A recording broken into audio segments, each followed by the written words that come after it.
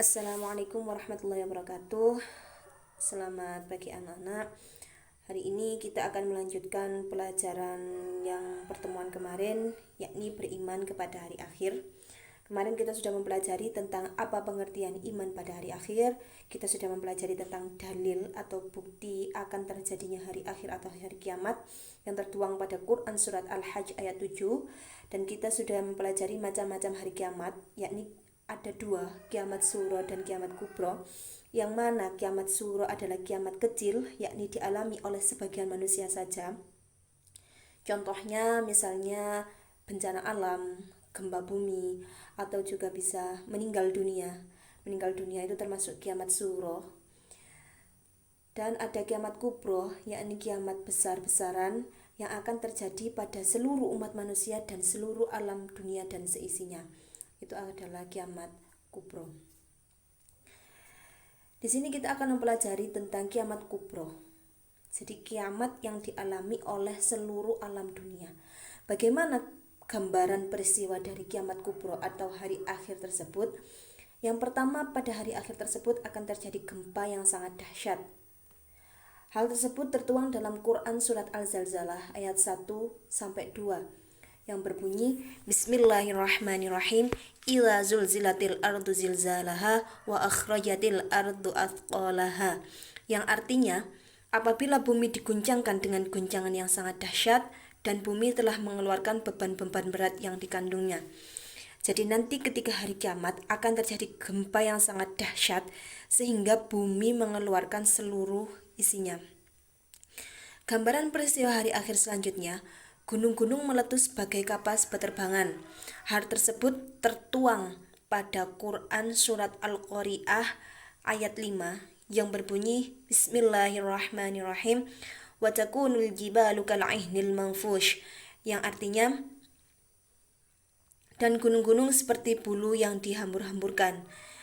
Jadi pada saat hari kiamat nanti, gunung-gunung yang menjadi paku bumi itu akan berterbangan, berhamburan seperti kapas atau seperti bulu yang dihambur-hamburkan.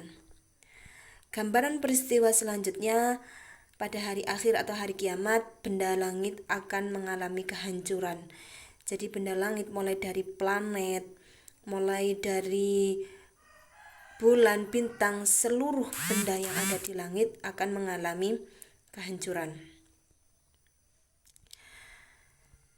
Selanjutnya kita akan mempelajari tahapan peristiwa setelah hari akhir.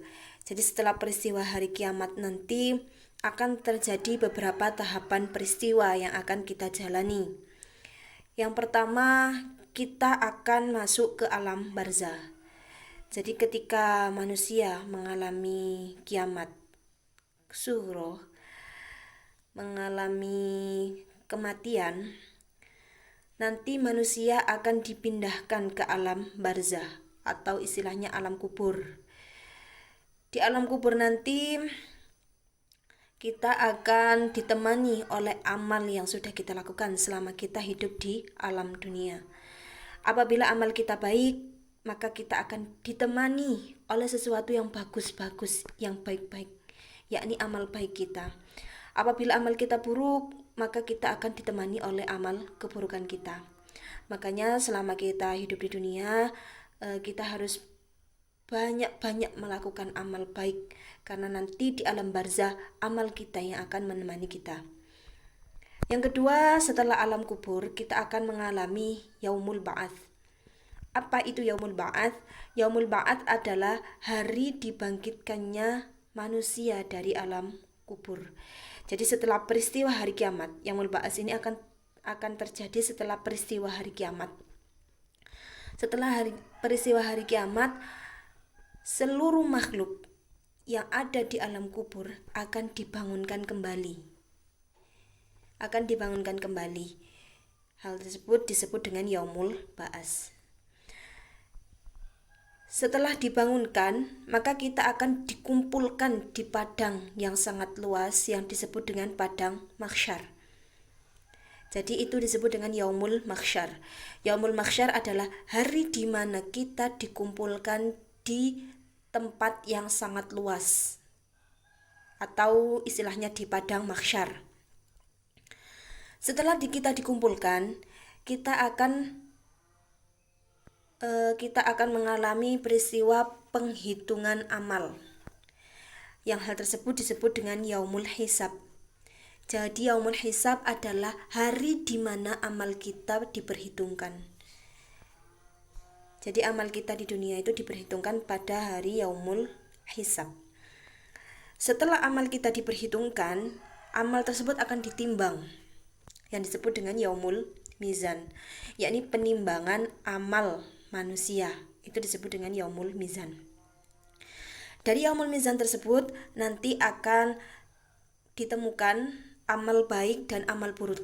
Lebih berat mana amal baik dan amal buruk, yang akan menentukan kita masuk surga atau masuk neraka.